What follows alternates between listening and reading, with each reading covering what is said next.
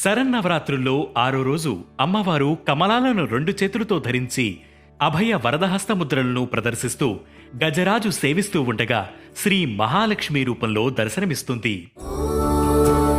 మహాలక్ష్మై నమో నమః.